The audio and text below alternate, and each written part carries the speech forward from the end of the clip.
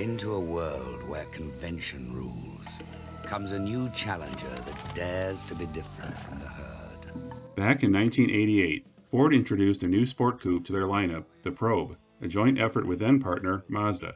Lasting 2 generations over 10 years, its original destiny was to become the replacement for the Ford Mustang, a move that, had it come to fruition, could have arguably become the biggest mistake Ford ever made. This is the story of the Ford Probe. This is my old car. The Probe. Go your own way. Thanks for the suggestions to do an episode on the Ford Probe. Keep up all the great suggestions to help my channel grow.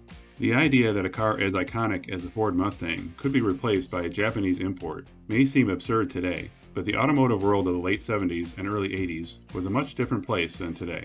Not just in America and Canada, but across the world, as the energy crisis sent gas prices soaring, cars like the Mustang were becoming an increasing liability that couldn't be ignored.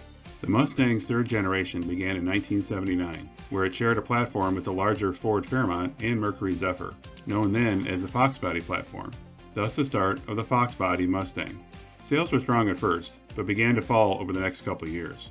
In the early 80s, Japanese cars were gaining ground against the domestic automakers, not just in quality and reliability, but also in fuel economy, so at the time it almost made sense to transition the Mustang to a Japanese-designed platform.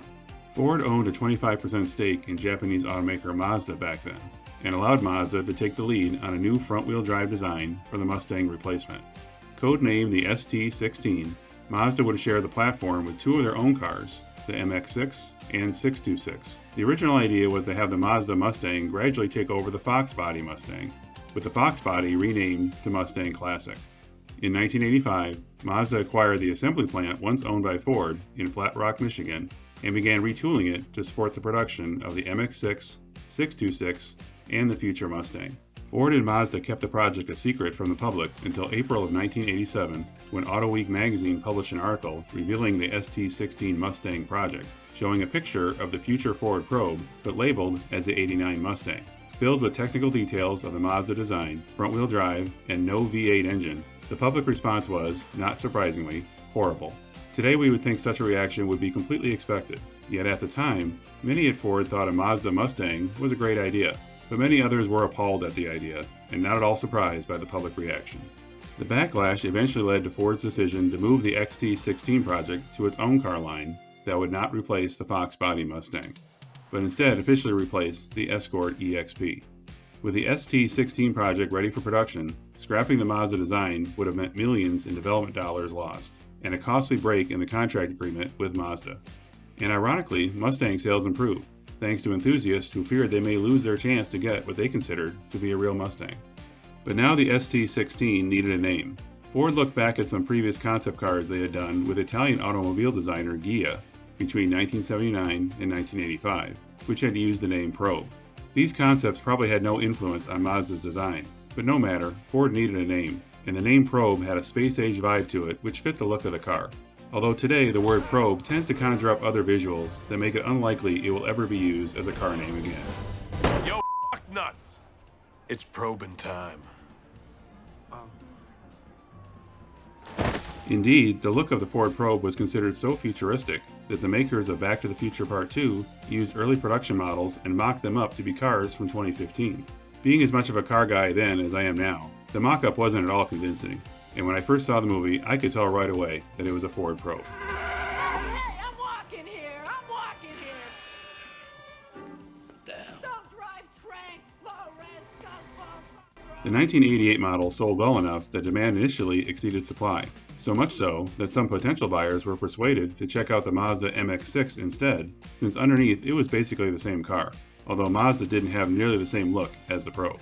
With 3 different trim levels, buyers could choose a GL with a Mazda 2.2-liter 4 making 110 horsepower, the LX with Ford's 3-liter Vulcan V6 making 140 horsepower, or the GT with a Mazda 2.2-liter turbocharged 4 making 145 horsepower. Manual and automatic transmissions were available, all sourced from Mazda.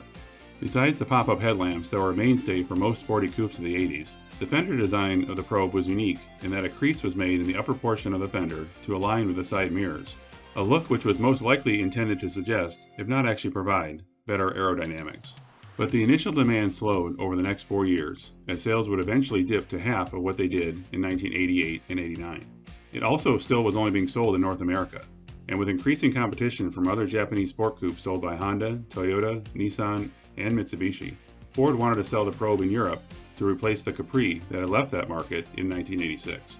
Launching in North America in 1992 and in Europe in 1994, both as 1993 models, the second generation Probe continued to share a platform with the Mazda MX-6, although this time around, the Mazda and Ford looked a bit more similar to each other in terms of overall shape. This time Ford had more involvement in the design, concentrating on the body and interior, while Mazda engineered the mechanicals and chassis.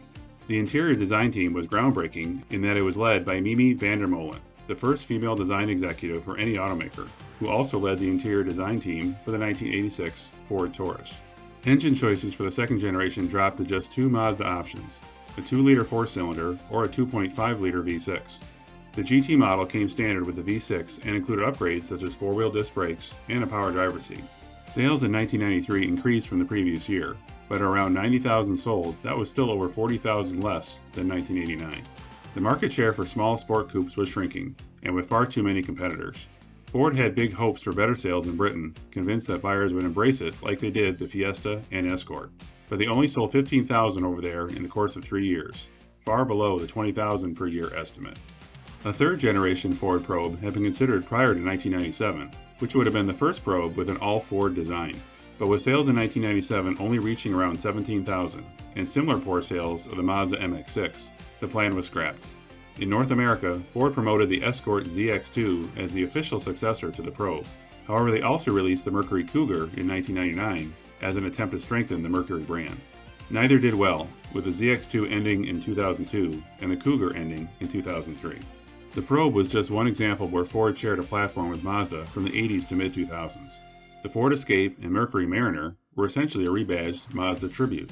The Ford Fusion, Mercury Milan, and Lincoln MKZ were all originally based on the Mazda 6 sedan.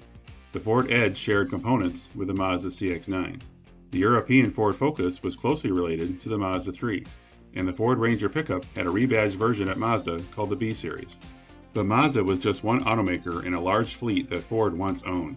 Former CEO Jacques Nasser started the Premier Automotive Group, or PAG, in 1999, which acquired British automakers Aston Martin, Land Rover, and Jaguar, and Swedish automaker Volvo.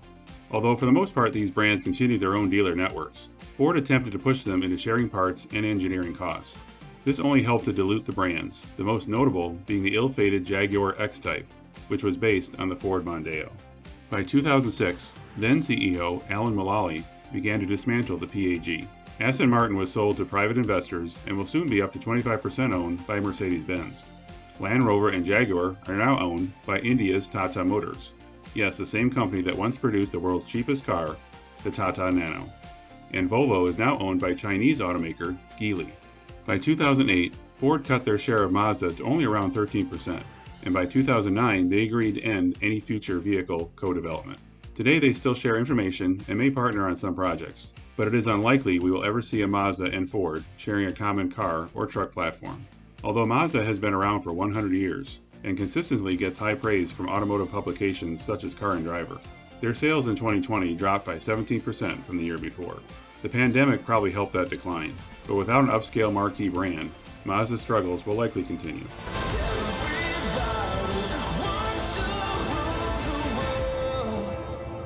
Ford, on the other hand, is charging forward, literally, with cars such as the Mustang Mach-E and the upcoming all-electric Ford F-150. Such a future was a world away back in 1988 when the Ford Probe first hit the roads, but over 20 years later, the Probe name is far from forgotten, and I'm sure any Mustang owner is happy that the Probe never displaced their beloved pony car. Thanks for watching. If you liked this episode, click the like button and subscribe to my channel. If you once owned a car from the 80s to mid-2000s that you rarely see today, and you would like it featured in a future episode, leave a reply in the comments or email me at the address shown here. See you next time. The Probe.